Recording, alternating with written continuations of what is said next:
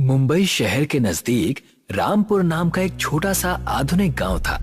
उस गांव में अभिमन्यु नाम का एक व्यक्ति अपनी पत्नी निधि के साथ एक छोटा सा रेस्टोरेंट चलाता था। बाहर से आने जाने वाले सभी व्यक्ति ज्यादातर अभिमन्यु के रेस्टोरेंट में ही भोजन करना पसंद करते थे। अभिमन्यु की पत्नी ग्राहकों के लिए भोजन अपने हाथों से तैयार करती थी। एक दिन की बात है, बैंक का मैनेजर ताराचंद अपनी पत्नी अनीता के साथ अभिमन्यु के रेस्टोरेंट में भोजन करने के लिए आया। तुम्हारे रेस्टोरेंट की चाउमीन की प्रशंसा तो दूर दूर तक है। आज मेरी पत्नी का चाउमीन खाने का मन हुआ तो मैंने सोचा कि सीधा तुम्हारे रेस्टोरेंट में ले आऊं। जी बिल्कुल, क्या है कि ग्राहकों के लिए मेरी पत्नी स्वयं भोजन तैयार करती है। तो फिर देर किस बात की है, जल्दी से एक एक प्लेट चाउमीन लगवाओ, पेट में चूहे दौड़ रहे हैं। अभिमन्यु ने खुशी खुशी ताराचंद और उसकी पत्नी को एक एक प्लेट चाउमीन लगवा दी। वाकई अभिमन्यु, जैसा सुना था वैसा ही पाया। मुझे आपसे एक बात भी करनी है ताराचंद जी। इस महीने मैं बैंक की इंस्टॉलमेंट नहीं चुका पाऊंगा। मेरा बेटा मुंबई शहर में पढ़ता है और उसकी इस महीने फीस जमा होनी है। अरे तो इसमें चिंता की क्या बात है, तुम कहीं भागे थोड़ी ना जा रहे हो। और वैसे भी मैं तो तुम्हें 2 गुना लोन देने के लिए तैयार हूँ। मैं तो कहता हूँ कि तुम इस रेस्टोरेंट को और बढ़ा लो, इसे एक बहुत अच्छे होटल में कन्वर्ट कर दो। नहीं नहीं ताराचंद जी, मैं अपने इस छोटे से रेस्टोरेंट में ही बहुत खुश हूँ। मैं और बैंकों के चक्कर काटने से बच गया। ताराचंद रेस्टोरेंट से बाहर निकल गया और अभिमन्यु के रेस्टोरेंट के ठीक सामने बने एक बड़े से रेस्टोरेंट को देखकर मुस्कुराने लगा। ये तो अभिमन्यु के रेस्टोरेंट से बड़ा और काफी अच्छा मालूम होता है। हाँ हाँ, रेस्टोरेंट अभिमन्यु के रेस्टोरेंट से काफी बड़ा है। ये ब्रजेश का रेस्टोरेंट है, लेकिन फिर भी आसपास के लोग अभिमन्यु के रेस्टोरेंट का खाना ही पसंद करते हैं। बैंक मैनेजर ताराचंद अपनी पत्नी के साथ कार में बैठकर चला गया। उसकी बातें दूसरे रेस्टोरेंट का मालिक ब्रजेश अपने नौकर सत्यम के साथ पीछे से चुपके से सुन रहा था। सुना मालिक, एक तो इस बैंक मैनेजर ने आपके लोन की फाइल रिजेक्ट कर दी, ऊपर से ये अभिमन्यु के रेस्टोरेंट के भोजन की तारीफ और कर रहा है, वो भी अपनी पत्नी के सामने, और हमारे रेस्टोरेंट की बुराई कर रहा है। अगर ऐसा ही रहा ना तो वो दिन दूर नहीं कि हमारे रेस्टोरेंट में बड़े बड़े और मोटे ताले लगते हुए नजर आएंगे।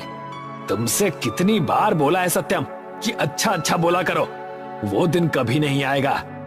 कैसे नहीं आएगा मालिक? देखिए ना, दिन ब दिन हमारे रेस्टोरेंट में ग्राहकों की संख्या कम होती जा रही है। ये बात तो तुम्हारे बिल्कुल सही है सत्यम, कि अभिमन्यु के रेस्टोरेंट की वजह से मुझे बहुत नुकसान उठाना पड़ रहा है।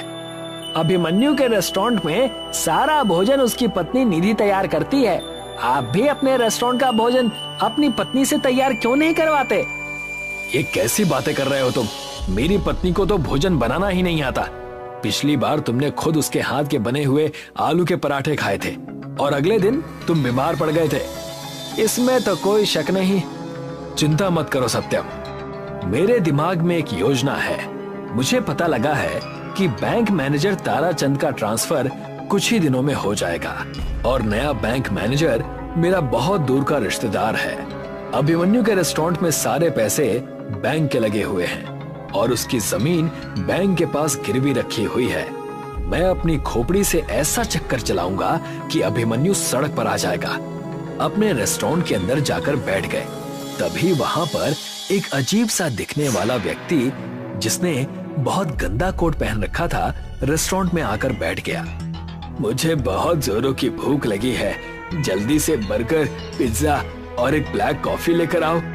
सत्यम उस व्यक्ति को देखकर बुरा सा मुंह बनाते हुए बोला, तुमने कितने गंदे कपड़े पहन रखे हैं। जिस कुर्सी पर तुम बैठे हो, जानते भी हो वो कुर्सी कितनी महंगी है। तुम्हारी वजह से ये कुर्सी भी गंदी हो गई। किस तरह के व्यक्ति हो तुम? तुम्हारे मालिक ने तुम्हें ग्राहकों का सम्मान करना नहीं सिखाया? तुम्हें पता नहीं ग्राहकों से किस तरह से बात की जाती है? हाँ, मुझे सिखाया है, मुझे सब पता है ग्राहकों से कैसे बात की जाती है। ग्राहक भी तुम्हारे जैसे गंदे कपड़े पहनकर इतने आलीशान और अच्छे रेस्टोरेंट में नहीं आते। बस बहुत हो गया, अब तुम मेरा अपमान कर रहे हो। देखो, तुम मुझे नहीं जानते मैं कौन हूँ, और हाँ, किसी भी व्यक्ति के कपड़ों से उसके व्यक्तित्व का अंदाजा नहीं लगाया जा सकता। कभी कभी आंखों के सामने नजर आने वाला सच भी सच नहीं होता। लगता है कोई पुरानी घिसी पिटी हिंदी पिक्चर देखकर आए हो तुम। तभी वहां पर ब्रिजेश आ गया। क्या हुआ सत्यम, क्या बहसबाजी हो रही है? देखिए ना मालिक, इस व्यक्ति ने कितने गंदे कपड़े पहन रखे हैं। इसके कोट की हालत देखिए, ऐसा लगता है जैसे कि सालों से कोट की धुलाई ही नहीं हुई है। ऊपर से ये व्यक्ति आपके ऊपर आरोप लगा रहा है। मेरे ऊपर आरोप लगा रहा है? मैं कुछ समझा नहीं। बोल रहा है कि तुम्हारे मालिक ने तुम्हें ग्राहकों से बात करने की तमीज नहीं सिखाई। हाँ तो क्या गलत बोल रहा हूँ मैं? तुम्हारा नौकर मेरा ऑर्डर लेने की बजाय मेरे कपड़ों को देख रहा है। इस रेस्टोरेंट में तुम्हारे जैसे गंदे दिखने वाले व्यक्ति नहीं आते। मेरे नौकर ने बिल्कुल सही कहा। मुझे भी शक है कि तुम्हारी जेब में पैसे होंगे या नहीं। तुम्हारी जगह यहाँ नहीं है, वो सामने वाले उस रेस्टोरेंट में है। जाओ, जाकर वहीं बैठो। ब्रिजेश की बात सुनकर वो व्यक्ति क्रोधित होकर उठकर खड़ा हो गया और सीधा अभिमन्यु के रेस्टोरेंट में जाकर बैठ गया। जी, क्या लेंगे आप? मुझे एक चीज बर्गर और बढ़िया सी ब्लैक कॉफी। जी, अभी लगवाता हूँ। अभिमन्यु ने तुरंत उस व्यक्ति का ऑर्डर लगवा दिया। वो व्यक्ति बर्गर और ब्लैक कॉफी पीकर बहुत खुश होकर बोला, वाकई मैंने तुम्हारे रेस्टोरेंट की प्रशंसा सुनी थी। लोग तुम्हारे रेस्टोरेंट की बिल्कुल सही प्रशंसा करते हैं और तुम्हारी ब्लैक कॉफी पीकर तो मुझे मजा आ गया। जी, बहुत बहुत धन्यवाद। इतना कहकर वो व्यक्ति अपनी जेब टटोलने लगा। कुछ देर बाद वो अभिमन्यु की ओर देखकर बोला, मुझे माफ करना यंग मैन, मैं अपना वॉलेट घर पर ही भूल आया। कोई बात नहीं, जब आपकी मर्जी हो आप आकर पैसे दे जाना। तुम तो वाकई बहुत अच्छे इंसान हो। एक तुम हो और एक तुम्हारा पड़ोसी, जिसमें ग्राहकों से बात करने की तमीज भी नहीं है, और मैं तुम्हारे स्वभाव से बहुत प्रसन्न हूँ। इतना कहकर उस व्यक्ति ने एक छोटा सा चमकने वाला हीरा अभिमन्यु को पकड़ा दिया। ये तो डायमंड है, ये आप मुझे क्यों दे रहे हैं? नहीं, ये डायमंड नहीं है बेटा, ये एक गैजेट है। कुछ समय के बाद हो सकता है कि तुम्हें इसकी आवश्यकता पड़े। इसे अपने पास संभाल कर रखना। अगर जीवन में कभी दोबारा मुलाकात हुई तो मैं तुम्हें अपने बारे में जरूर बताऊंगा। इतना कहकर वो व्यक्ति वहां से चला गया। उसके जाते ही निधि अभिमन्यु से बोली, कौन था ये? पता नहीं निधि, लेकिन वो जो भी था उसकी आंखों को देखकर मुझे ऐसा महसूस हुआ जैसे कि वो कोई बहुत ही बड़े व्यक्तित्व का मालिक हो। लेकिन उसने कपड़े तो काफी गंदे पहन रखे थे। किसी के कपड़ों को देखकर उसके व्यक्तित्व का अंदाजा नहीं लगाया जा सकता निधि। उसकी आंखों की चमक और चेहरे की झुर्रियां सब कुछ कह देती हैं। बस पढ़ने वाला होना चाहिए। कुछ दिन ऐसे ही बीत गए और एक दिन बैंक मैनेजर ताराचंद का ट्रांसफर हो गया और उसकी जगह ब्रिजेश का रिश्तेदार टिल्लू मैनेजर बनकर बैंक में आया। ब्रिजेश टिल्लू की चापलूसी करता हुआ बैंक में पहुंचकर बोला, मैं आपका काफी दिनों से इंतजार कर रहा था। मैं जानता हूं ब्रिजेश, इस गांव में मेरा ट्रांसफर करने के लिए तुमने कितनी मेहनत की है। आपके जैसा ईमानदार बैंक मैनेजर आज के दौर में कहां है। तुम कहना क्या चाहते हो? मेरे रेस्टोरेंट के सामने अभिमन्यु नाम का व्यक्ति रेस्टोरेंट चलाता है। उसके रेस्टोरेंट में सारा पैसा बैंक का लगा हुआ है, लेकिन वो अपने आप को बैंक का मालिक समझता है। उसकी जब मर्जी होती है वो बैंक की इंस्टॉलमेंट चुकाता है और जब मर्जी नहीं होती नहीं चुकाता। नियम के मुताबिक उसे 1 साल के अंदर अपना लोन क्लियर कर देना था, मगर आज उसके लोन को पूरे 3 साल हो चुके हैं। पिछले वाले बैंक मैनेजर उसके फेवर में रहते थे। मैं चाहता हूँ कि आप अपना सारा पैसा उससे ले लीजिए। अब तुम्हारा दूर का रिश्तेदार हूँ ब्रिजेश, तो तुम्हारे लिए इतना तो कर ही सकता हूँ, लेकिन तुम तो जानते हो कि रिश्तेदारी से ही सब कुछ नहीं होता। तुम समझ रहे हो ना मैं क्या कहना चाह रहा हूँ? जी, मैं आपके एक एक शब्द का मतलब समझ गया। आपके घर पर आपका इनाम पहुंच जाएगा। तो फिर निश्चिंत होकर सो जाओ। 24 घंटे में अभिमन्यु सड़क पर आ गया, इस बात की खबर तुम्हें मिल जाएगी। अगले दिन बैंक मैनेजर टिल्लू सारे पेपर लेकर अभिमन्यु के रेस्टोरेंट में पहुंच गया और बैंक के सारे पैसे एक साथ देने की बात करने लगा। मैं सारे पैसे एक साथ नहीं दे सकता, मुझे कुछ तो वक्त दीजिए। बैंक ने तुम्हें 1 साल का वक्त दिया था, लेकिन पिछले वाले मैनेजर साहब ने तो कभी भी ऐतराज नहीं जताया। वो पिछले वाले मैनेजर थे, मैं नया मैनेजर हूँ। तुम्हारे पास 1 दिन का वक्त है। 1 दिन के अंदर अंदर 25 लाख रुपए बैंक में जमा करा दो, नहीं तो तुम्हारे इस रेस्टोरेंट पर बैंक कब्जा कर लेगी। और याद रखना, मुझे इसका पूरा अधिकार है। इतना कहकर टिल्लू वहां से चला गया। अभिमन्यु बेचारा 1 दिन में इतने पैसों का इंतजाम नहीं कर पाया। बैंक मैनेजर ने बड़ी चालाकी से अभिमन्यु का घर और रेस्टोरेंट कब्जा लिया और अभिमन्यु को घर से बाहर निकाल दिया। वो दोनों पति पत्नी 2 दिन से भूखे प्यासे थे कि तभी अभिमन्यु को अचानक कुछ याद आया। उसने अपनी कोट की जेब से वही हीरा निकाल लिया। ये तो वही हीरा है ना जो वो गंदा दिखने वाला व्यक्ति देकर गया था। सोच रहा हूँ इस हीरे को बाजार में बेच दूं। अचानक वो हीरा उसके हाथ से छूटकर जमीन पर गिर गया और चारों ओर रंग बिरंगे किरणें फैल गई। देखते ही देखते अभिमन्यु के सामने एक रेस्टोरेंट खड़ा था। ये कैसे संभव हो सकता है? क्या वो कोई जादूगर था? नहीं निधि, मुझे याद आ गया। उस व्यक्ति ने कहा था कि ये कोई हीरा नहीं बल्कि गैजेट है। ये तो एक अंदर से बहुत आलीशान रेस्टोरेंट लगता है। चलो अंदर चलकर देखते हैं। निधि और अभिमन्यु उस रेस्टोरेंट के अंदर घुस गए। उन्होंने देखा कि उस रेस्टोरेंट के अंदर वेटर के रूप में रोबोट काम कर रहे थे। मिस्टर, आपका स्वागत है रेस्टोरेंट के नए मालिक और आपका भी मिस। अभिमन्यु खुशी से चीखते हुए बोला, ये तो कमाल हो गया निधि। बोलिए मालिक, इस रेस्टोरेंट को कहां पर लेकर चलना है? क्या मतलब? इस रेस्टोरेंट को आप अपनी मर्जी से जहां चाहे ले जा सकते हैं। ये आपका हर आदेश मानेगा। मैं समझ गया, ये एक नई तकनीक से बना हुआ रेस्टोरेंट है। ये विज्ञान का चमत्कार है। मैं समझ गया, वो व्यक्ति बहुत बड़ा साइंटिस्ट था। उस दिन के बाद अभिमन्यु और उसकी पत्नी उसी चलने वाले रेस्टोरेंट में घर घर जाकर सेवा देने लगे। कुछ ही महीने में अभिमन्यु के चलने वाले रेस्टोरेंट का नाम पूरे गांव और आसपास के शहरों में प्रसिद्ध हो गया। अब किसी को भी कुछ भी खाने की जरूरत होती तो अभिमन्यु का रेस्टोरेंट चलकर उसके पास पहुंच जाता। अभिमन्यु ने कुछ ही महीने में बैंक की सारी रकम चुका दी। कुछ कीजिए मालिक, आपने तो उसे सड़क पर ला दिया था, मगर वो तो सड़क पर चलने वाला ही रेस्टोरेंट ले आया। मेरी भी कुछ समझ में नहीं आ रहा सत्यम कि ये चमत्कार हुआ कैसे। पहले तो मेरे रेस्टोरेंट में फिर भी 1-2 लोग आ जाते थे, अब तो उन्होंने भी आना बंद कर दिया है। कौन सी भूल में बैठे हैं मालिक? आपके रेस्टोरेंट में पिछले 2 महीने से कोई ग्राहक नहीं आया। मैं ही बैठा हुआ मक्खियां मार रहा हूँ। चिंता मत करो, मैं आज इस अभिमन्यु का किस्सा ही समाप्त कर दूंगा। आप क्या करेंगे मालिक? मैं उस रेस्टोरेंट को बम से उड़ा दूंगा। सुना है कि जिसको जरूरत होती है वो रेस्टोरेंट स्वयं वहां पहुंच जाता है। इस बार उस रेस्टोरेंट को तुम अपने घर के पास बुलाना, उसके बाद वहीं पर ये सारा खेल खत्म कर देंगे। ब्रिजेश के कहने पर सत्यम ने उस रेस्टोरेंट को अपने घर के पास बड़ी चालाकी से बुला लिया। ब्रिजेश और सत्यम चुपके से उस रेस्टोरेंट में घुस गए। ब्रिजेश के हाथों में एक बड़ा सा बम था, मगर अचानक रेस्टोरेंट में सायरन बजने लगे और एक रोबोट की सेना ने ब्रिजेश और सत्यम को घेर लिया। तुम्हारे हाथों में बम है? ये कैसे संभव है? तुम्हें कैसे पता चला? तभी वहां पर अभिमन्यु और निधि आ गए। मुझे तुमसे ऐसी ही उम्मीद थी ब्रिजेश कि तुम ऐसी ही गिरी हुई घटिया हरकत करोगे।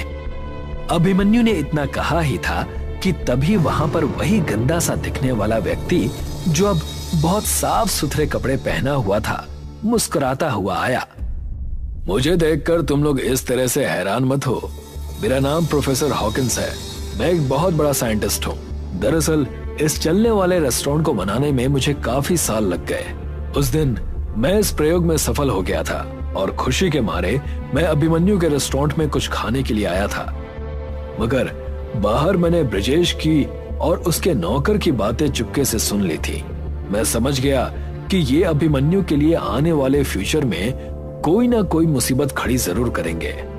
लेकिन तुम चिंता मत करो, ये अब तुम्हारा ही रहेगा। मैं इस जैसे और गैजेट्स बना लूंगा। पुलिस ने सत्यम और ब्रिजेश को अरेस्ट करके जेल भेज दिया। अभिमन्यु के पास आज भी वो चलने वाला रेस्टोरेंट मौजूद है। एक सदी की बात है जब अंग्रेजों का भारतवर्ष पर कहर फैला हुआ था। जो भी उनके खिलाफ बगावत करता वो उसे अपने बदबूदार जेल में डाल देते। आखिर कब तक इन अंग्रेजों की गुलामी हमें सहनी पड़ेगी? यहाँ रहते रहते 14 साल हो गए हैं। कुछ दिनों में हम बस यहाँ से छूट जाएंगे, लेकिन हम बाहर जाकर करेंगे क्या? मैं तो सबसे पहले अपने परिवार से जाकर मिलूंगा। मेरी बेटी बहुत बड़ी हो चुकी होगी। पिछले 14 साल से मैंने उसे देखा तक नहीं है। कमल और करिया अंग्रेजों के झूठे आरोपों की वजह से कैद हो गए थे। पूरे 14 साल जेल में बिताने के बाद आखिर उनके छूटने का दिन आ गया था। दोनों बहुत ही ज्यादा खुश थे। मैं उम्मीद करता हूँ कि तुम सबक सीख कर जाओगे और तुम भी उम्मीद करना कि हम दोबारा नहीं मिलेंगे। कमल और करिया जेल से छूटकर तुरंत अपने घर जाते हैं। दोनों एक ही गांव के निवासी थे। कमल अपने परिवार, अपनी बेटी विद्या से मिलने के लिए बड़ा ही खुश होता है और जैसे ही घर जाता है वहां जाकर देखता है कि वहां पर एक टूटी फूटी मकान है। सुषमा, पायल, कहाँ हो तुम दोनों? देखो मैं आ गया। कुछ देर आवाज लगाने पर भी वहां कोई नहीं आया। तब गांव के एक घुम्मड़ काका ने कमल से कहा, कौन हो तुम बेटा और किसे आवाज लगा रहे हो? अरे घुमक्कड़ काका, आप तो बूढ़े हो गए। मुझे पहचाना? मैं कमल, आज ही जेल से छूटा हूँ। अरे आओ आओ कमल बेटा आओ। तुम्हारी तबीयत कैसी है? वो सब छोड़िए, मुझे ये बताइए कि मेरी पत्नी और मेरी बेटी कहाँ है? मेरी आंखें उन्हें देखने के लिए तरस गई हैं।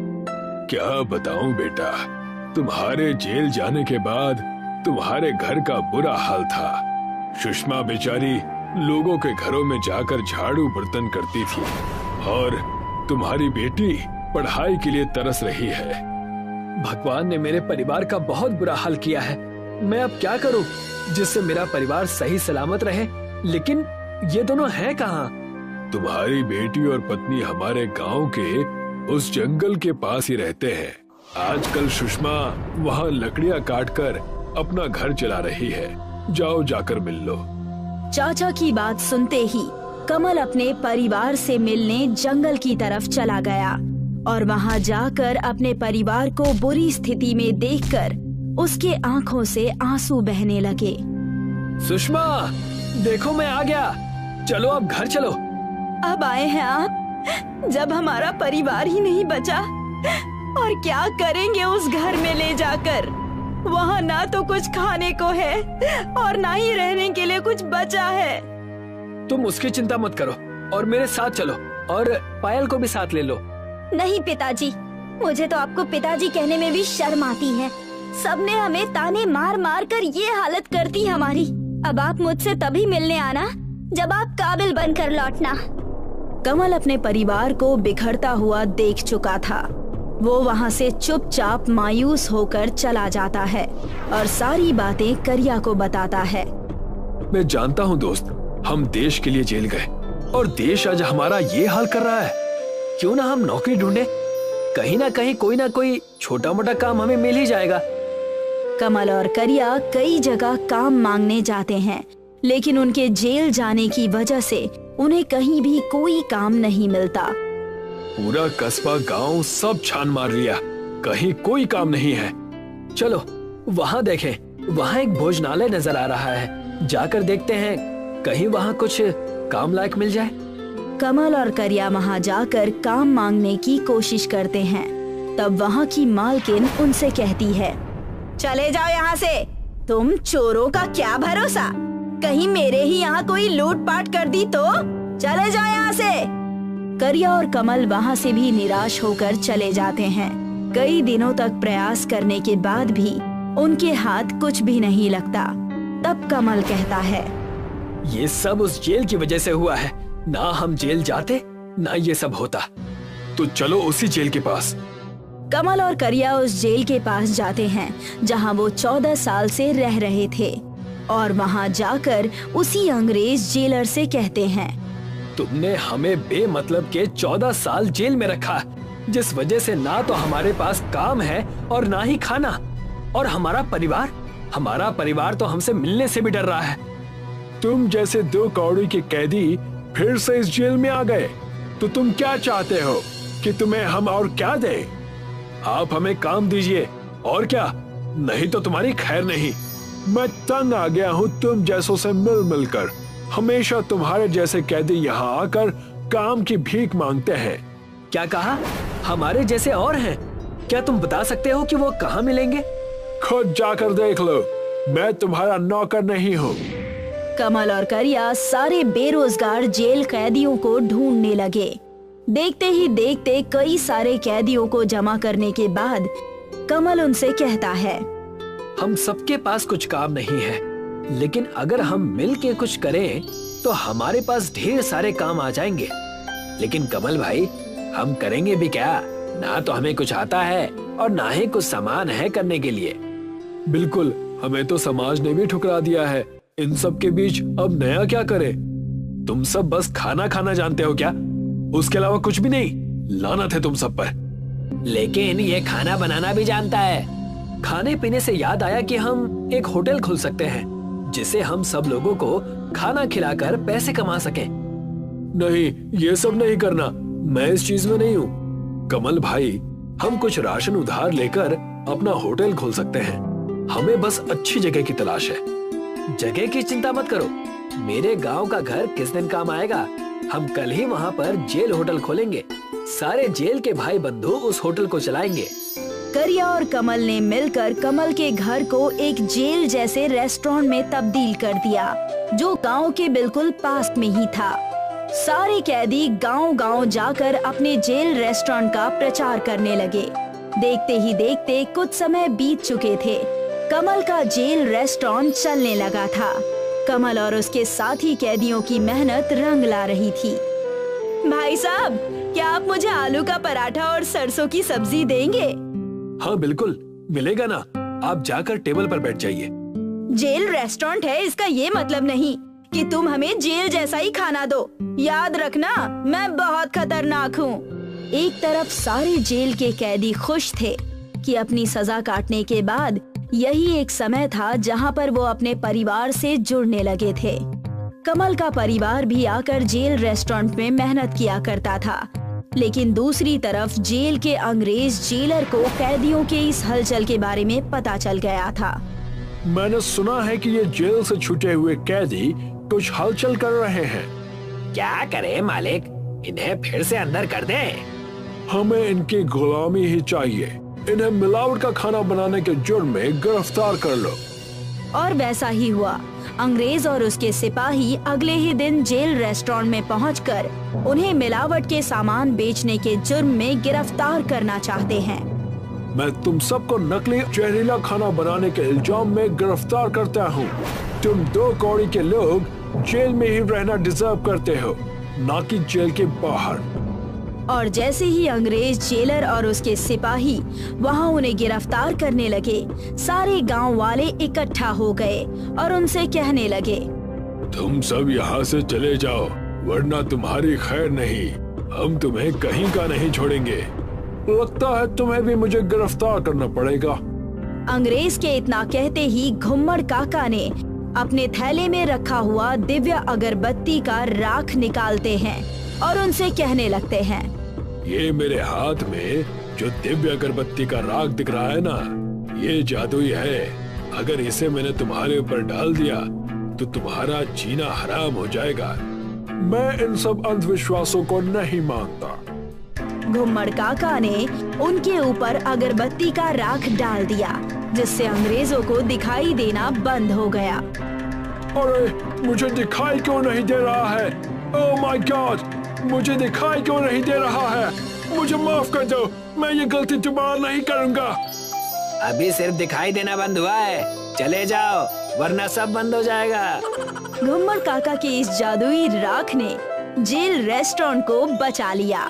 सारे गांव वालों ने मिलकर एकता से उनका सामना किया और उन्हें अपने गांव से भगा दिया। सोनपुर गांव बम्बू की खेती के लिए मशहूर था। वहाँ पर सालों से बम्बू की बहुत अच्छी खेती होती थी। दिनेश का भी एक छोटा सा बम्बू का खेत था। उसका बेटा राजेश भी उसी के साथ काम करता था।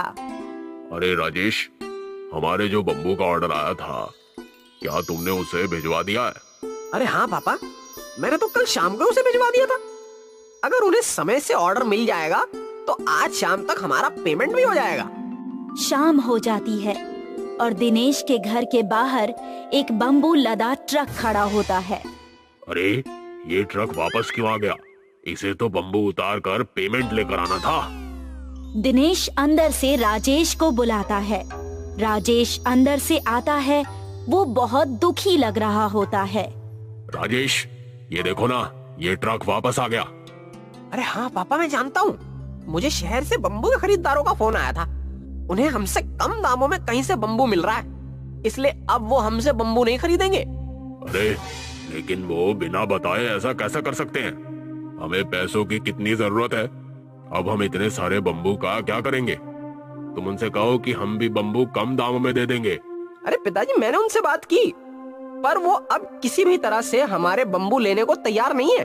अरे मैंने तो उन्हें ये भी कहा कि मैं आधे दामों में ही बम्बू देने को तैयार हूँ, पर वो फिर भी नहीं माने। दिनेश और राजेश को इस ऑर्डर से बहुत उम्मीद थी। कुछ दिनों से उनका कारोबार वैसे भी ठीक नहीं चल रहा था और अब इतने बड़े ऑर्डर के वापस आ जाने से उनको भविष्य में अंधेरा ही अंधेरा दिख रहा था। एक दिन राजेश दिनेश के पास जाता है और कहता है, अरे पापा, आप बिल्कुल चिंता मत करो। मैंने सोच लिया है कि अब हम इतने सारे बम्बू का क्या करेंगे। क्या करोगे तुम बेटा?